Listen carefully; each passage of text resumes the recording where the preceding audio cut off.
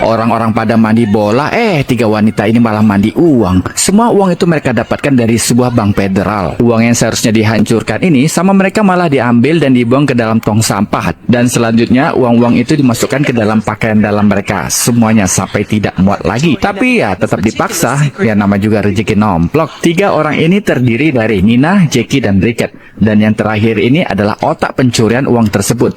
Dia bernama Bricket. Awalnya Bricket ini adalah wanita yang mampan dan berkecukupan. Sampai akhirnya perusahaan suaminya bangkrut saat pandemi kemarin. Semua harta dan aset sudah ludes. Yang tinggal hanyalah hutang bank dan pinjol. Dan jumlahnya membuat Bricket terkejut. Sampai-sampai suaminya berencana akan menjual rumah mereka. Tak mau jatuh miskin dan melarat, membuat Bricket pun mulai mencari pekerjaan di biro jodoh. Maksudnya biro lowongan kerja. Ya dapat sih, tapi ya itu hanya batas sampai di tahap wawancara. Karena dia gugur saat ditanya usia. Ya benar saja, usia Bricket sudah tidak produktif lagi. Walaupun dia selalu membangga-banggakan gelar akademisnya yang kuliah sampai S2 ini, tapi tetap saja perusahaan punya aturan sendiri kalau bicara tentang umur. Hal itu membuat Bricket pun benar-benar pusing, ditambah uang mereka mulai menipis. Sampai-sampai untuk membayar hutangnya saja nenek ini harus membayar pakai pot bunga. Hingga akhirnya dia melihat ada lowongan kerja di koran. Sebuah bank federal mencari karyawan baru, tapi dia diterima sebagai cleaning service. Sebuah pekerjaan yang sebenarnya tidak pantas untuk wanita lulusan S2, tapi karena Bricket tak ada pilihan lagi, membuat dia terpaksa menerima pekerjaan itu. Di hari pertama dia masuk kerja, Bricket sempat shock melihat uang bergepok-gepok dihancurkan di depan matanya. Hatinya merasa teriris saat dia melihat tumpukan uang itu dipotong kecil-kecil seperti memotong bawang untuk dibuat bawang goreng. Seandainya saja uang itu dihibahkan untuk orang-orang yang membutuhkan seperti dirinya ini, sudah pasti hutang bank dan pinjolnya pasti sudah pada lunas. Di sini dia bertanya, mengapa uang itu dihancurkan? Lalu atasannya ini pun berkata kalau dia memang bekerja di bank, tapi bank yang satu ini hanya bertugas untuk menghancurkan uang yang sudah rusak dan tak layak digunakan lagi, karena sudah lusuh, kotor, dan banyak virusnya. Dan segera dicetak dengan yang baru. Hari demi hari berlalu, Bricket tidak konsen dengan pekerjaannya. Tiap hari di pikirannya hanya uang terus yang ada di bank itu. Ada terbesit niat di hatinya untuk mengambil barang segepok saja sebelum uang itu dihancurkan. Tapi apa daya, saat dia melihat sistem keamanan di bank itu sangatlah ketat sekali. Ditambah lagi ada pengawas bank yang julid dan super resek bernama Glober. Sedangkan kamera CCTV bertebaran di mana-mana membuat dia mengurungkan niatnya. Namun suatu hari di saat dia bertugas membersihkan ruang kontrol CCTV, tiba-tiba tanpa sengaja dia melihat ada celah pada sistem keamanan di sana. Ternyata ada satu titik buta CCTV yang terletak di area keluar masuknya lift. Dan saat dia periksa ternyata benar, CCTV di sana bersifat permanen dan tidak bergerak. Dia juga berhasil mencatat rutinitas para pekerja yang ada di sana. Dan dari semua data yang dia kumpulkan ini, akhirnya wanita ini menyusun strategi yang paling jenius untuk mencuri uang tersebut. Tapi dia berpikir kembali untuk melakukan sendiri, rasanya tidak mungkin. Hingga akhirnya dia memutuskan untuk mencari partner kerja dalam merampok uang tersebut. Awalnya Bricket kesusahan mencarinya, mengingat petugas di sana sangat menjunjung tinggi kejujuran. Namun waktu jam kerja telah berakhir, Bricket tiba-tiba berpikir untuk mengajak Nina menjadi partner mencurinya. Karena Nina adalah satu-satunya operator mesin penghancur uang yang dia kenal. Sayangnya Nina langsung menolak mentah-mentah tawaran Bricket ini. Lantaran Nina yakin betul kalau tidak ada satu orang pun yang bisa menembus sistem keamanan bank yang dijaga super duper ketat itu. Tapi Bricket tidak putus asa. Kembali dia menjelaskan kalau mereka bisa menyembunyikan uang curiannya nanti di dalam tong sampah. Karena itu adalah satu-satunya tempat yang luput dari pengawas petugas keamanan. Selain itu juga Bricket berhasil membeli gembok yang sama persis dengan gembok yang digunakan pada box uang tersebut. Mendengar itu, Nina pun langsung berkata, "Oke deh, kalau begitu gaskan bosku." Kini mereka harus mencari satu lagi kandidat untuk bergabung dalam komplotan pencurian ini, yaitu seorang petugas yang sering bolak-balik mengantar box uang yang akan dihancurkan Nina. Dan pilihan mereka jatuh pada wanita yang bernama Jackie. Jackie adalah salah satu petugas yang sering bolak-balik mengantar box uang. Dan di luar dugaan mereka, Jackie langsung menerima ajakan mereka ini. Sepertinya wanita ini juga punya pikiran yang sama dengan Bricket untuk mencari uang usang tersebut. Atau mungkin karena dia sudah bosan menjadi orang yang melarat. Dan besok harinya misi pun dimulai. Pertama-tama Bricket masuk ke ruang box uang yang usang itu tersimpan. Lalu sambil berpura-pura membersihkan box itu, Bricket dengan gesitnya langsung menukar gemboknya. Setelah tugasnya selesai, Bricket berpapasan dengan Jackie. Dan dia pun membisikkan nomor kotak sasaran mereka. Setelah tahu nomor kotak itu, giliran Jackie yang segera mengambil box uang tersebut yang sesuai dengan nomor yang dibisikkan oleh Bricket tadi. Selanjutnya dia membawa kotak itu ke depan pintu lift. Di sisi lain, Nina bertugas mengambil gembok yang asli yang sudah Bricket sembunyikan di dalam toilet, lengkap dengan nomor boxnya. Sewaktu Jackie menunggu lift itu terbuka, dia diam-diam membuka gembok itu dengan kunci yang tadi Brackett berikan. Dan dengan sangat cepat, Jackie pun mulai memasukkan beberapa gepok uang ke dalam kantong sampah yang ada di belakangnya. Setelah dirasakan uang yang diambil itu cukup banyak, Jackie pun segera mengantar box itu ke ruang penghancur yang mana Nina sudah menunggu di sana dengan kunci yang asli. Nina langsung menukar kembali gemboknya dengan yang asli. Lalu gembok replikanya dengan cepat Nina kantongi di dalam saku. Di sisi lain, Brackett terlihat sedang mengambil uang yang Jackie masukkan ke dalam tong sampah. Dan di situ Brackett berakting seolah-olah dia akan membuang sampah itu. Selang beberapa jam kemudian, mereka bertiga semua berkumpul di dalam toilet untuk mengamankan uang tersebut dengan cara disimpan di balik pakaian dalam mereka. Uang yang banyak itu dipaksa masuk ke dalam pakaian dalam mereka yang sempit tersebut. Namun saat akan melewati pemeriksaan keamanan sebelum pulang, Nina terus memberikan kode ke Jackie untuk menutupi uang yang kelihatan di dalam celananya. Tapi sayangnya Jackie tidak mengetahui apa maksud Nina memberi kode itu. Dan di dalam waktu yang bersamaan, pengawas yang bernama Clover ini tiba-tiba saja muncul sambil berjalan ke arah Jackie. Seketika itu Jackie baru sadar kalau uang miliknya tiba-tiba muncul dari arah celana dalamnya. Dia pun langsung buru-buru menutupi uang itu. Dan siapa sangka awalnya kita mengira Clover ini akan menangkap mereka. Ternyata dia hanya ingin mengambil dan mengembalikan name tag milik Brackett. Selamat. Nyaris saja mereka ketahuan. Saat pulang kerja, mereka pun berkumpul di rumah Brackett dan mulai menghitung hasil jerih payah mereka hari ini. Yang ternyata mereka berhasil membawa pulang uang pada hari itu sebesar $90.000 atau sekitar 1,3 miliar rupiah. Buset. Mereka pun langsung berteriak kegirangan sambil mandi uang pada saat itu. Yah, kapan lagi ya mandi uang seperti Paman Gober? Suara ribut-ribut itu membuat suami Brackett yang bernama Don itu pun datang. Dia kaget saat melihat uang yang berhamburan memenuhi kamar tersebut. Dan dia pun langsung tahu sepertinya ada aroma kriminal di ruangan ini. Dia tahu kalau uang itu pasti hasil nyolong. Saat di kamar, Don meminta istrinya untuk mengembalikan uang itu dan bertobatlah karena kalau sampai ketahuan bisa-bisa dia pasti dijebloskan ke dalam penjara. Mendengar itu, dia bukannya menuruti nasihat suaminya. Justru Brackett malah bersikeras akan terus melakukan pencurian itu. Dasar istri durjana. Lagian kalau dipikir-pikir lagi, Brackett dan komplotan ini kan tidak sepenuhnya mencuri, mengingat uang itu sudah usang dan akan dihancurkan, ya kan? Ya anggap saja Brackett ini mengambil barang rongsokan yang bisa digunakan kembali. Ya bisa aja ngeles. Dia menambahkan lagi, daripada uang itu dihancurkan begitu saja, mendingan dia diambil buat melunasi hutang pinjol mereka yang sudah menumpuk. Dan supaya aksinya ini tidak ketahuan, Brackett menjelaskan ke suaminya bahwa ia, Nina dan Jackie telah sepakat dalam waktu 1 hari mereka tidak boleh menghabiskan uang lebih dari $10. Di sisi lain, Nina segera memanfaatkan uang hasil curian itu untuk memindahkan anak-anaknya ke sekolah yang lebih elit. Bahkan sekarang ia bisa dengan mudah membayar 1 tahun penuh biaya sekolah anak-anaknya, yang mana biasanya Nina ini selalu menunggak sampai berbulan-bulan. Besok paginya Don mengantar Brackett kerja dengan mobil baru mereka. Mau tak mau, Don akhirnya mendukung aksi pencurian Brackett dan komplotannya ini. Meskipun sebenarnya Don masih merasa cemas, tapi Brackett yang pintar ini selalu saja berhasil menenangkan suaminya ini. Dan sejak saat itulah Brackett, Nina dan Jackie tidak pernah melewatkan 1 hari pun tanpa mencuri uang. Anjay. Suatu hari mereka berkumpul untuk membicarakan rencana menghentikan aksi pencurian mereka di sana. Sepertinya mereka pengen tobat ya. Selain ada Don, Jackie juga membawa pacarnya yang bernama Bobby. Sesuai dengan kesepakatan di awal, mereka akan berhenti saat mereka telah mendapat sejumlah uang yang dibutuhkan. Namun di sini mereka ternyata tidak setuju dengan kesepakatan itu. Ia tetap kekeh ingin melanjutkannya karena dengan cara seperti itulah hidup mereka sekarang bisa makmur, aman dan sejahtera. Anjay. Mendengar perkataan Brackett itu membuat Nina langsung menantangnya. Dia berusaha menyadarkan Brackett agar tidak menjadi manusia yang serakah, karena keserakahan itu hanya akan membuat mereka menjadi sengsara. Tidak terima keputusannya ini ditentang, Brackett segera meyakinkan Nina untuk tidak menyia-nyiakan kesempatan yang ada di depan mata mereka ini. Wanita ini sangat yakin masih ada banyak hal yang ingin Nina lakukan dengan menggunakan uang tersebut. Dan akhirnya Brackett pun berhasil meluluhkan Nina. Beberapa hari kemudian Nina berhasil memergoki Brackett yang baru saja membeli berlian seharga $62.000. Takut hal itu menimbulkan kecurigaan pihak bank, Nina pun langsung membuang berlian itu ke dalam kloset.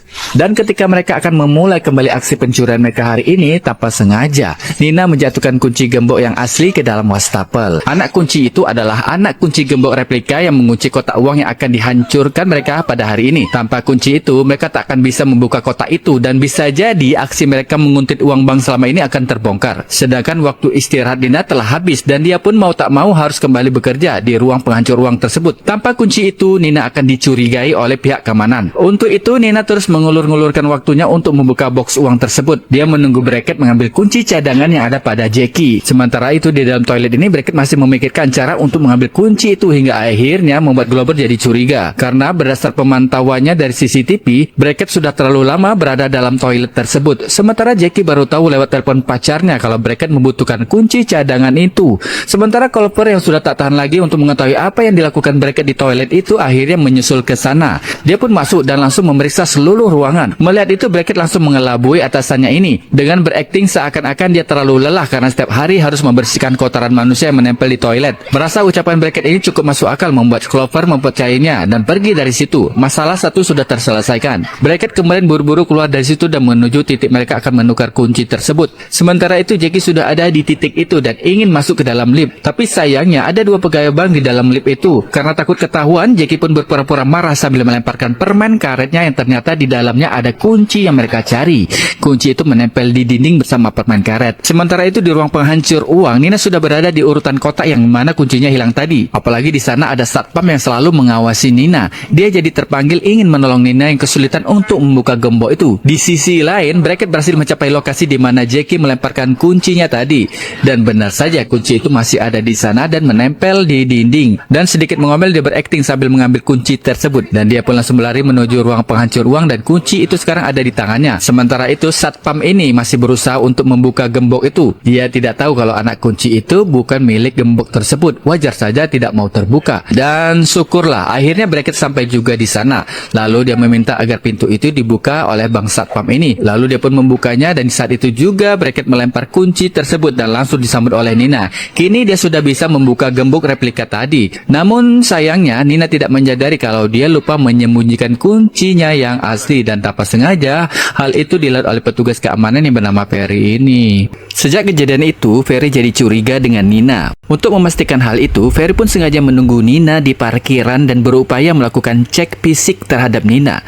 Namun ternyata Ferry salah sasaran. Dia malah mencari di tempat yang dilarang agama.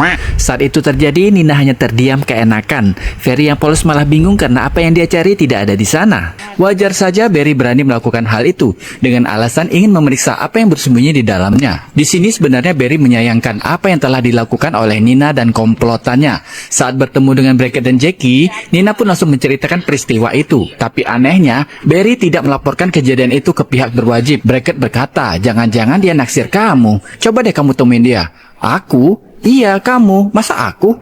Coba dekati dia dan ajak dia bergabung dengan komplotan kita, ujar Brackett si otak perampokan ini. Dan keesokannya, Nina pun nekat mendatangi rumah Barry. Dan Barry sangat terkejut melihat kehadiran Nina untuk pertama kalinya datang ke rumahnya. Di dapur mereka pun mengobrol panjang lebar dan dari hati ke hati. Dan di sini barulah Nina tahu kalau selama ini Barry memang naksir pada dirinya. Ujung-ujungnya, Barry pun setuju bergabung dengan komplotan Nina. Dan di sini mereka sengaja kembali berkumpul untuk merayakan masuknya anggota baru di dalam komplotan pencurian uang bank ini, sekaligus merayakan hari jadiannya Barry dan Nina yang resmi berpacaran.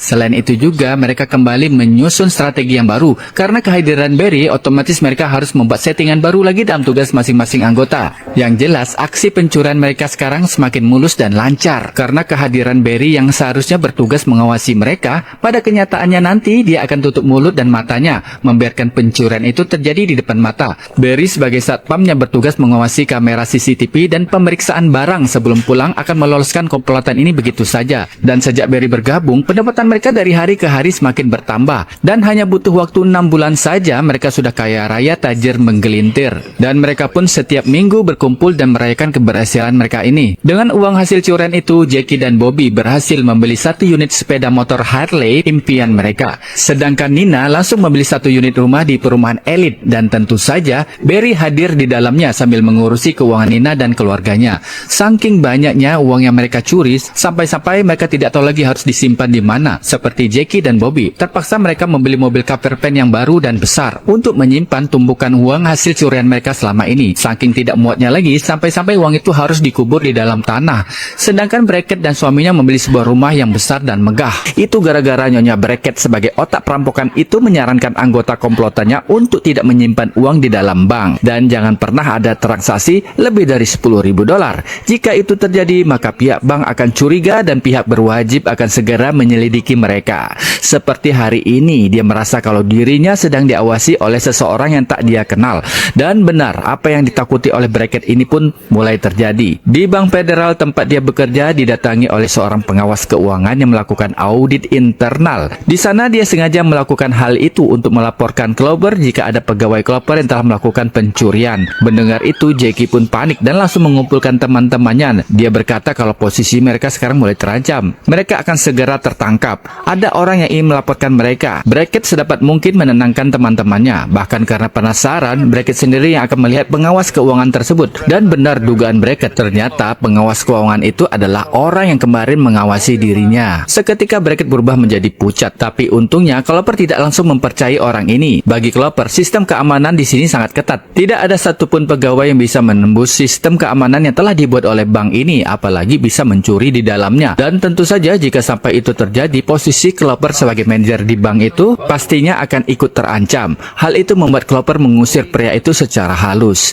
Kini Brackett, Nina, dan Jackie pun mulai panik. Kepanikan mereka semakin menjadi-jadi saat Brackett mendapatkan telepon dari suaminya kalau seorang pengawas keuangan sedang memantau rumah mereka. Merasa keadaan sudah sangat genting, membuat Brackett segera mengajak mereka semua berkumpul di suatu tempat. Dan di sini barulah ketahuan jika ternyata belakangan ini Bobby, pacarnya Jackie ini, baru saja menginvestasikan uangnya lebih dari $10.000. Dan tentu saja hal itu membuat badan pengawas keuangan curiga.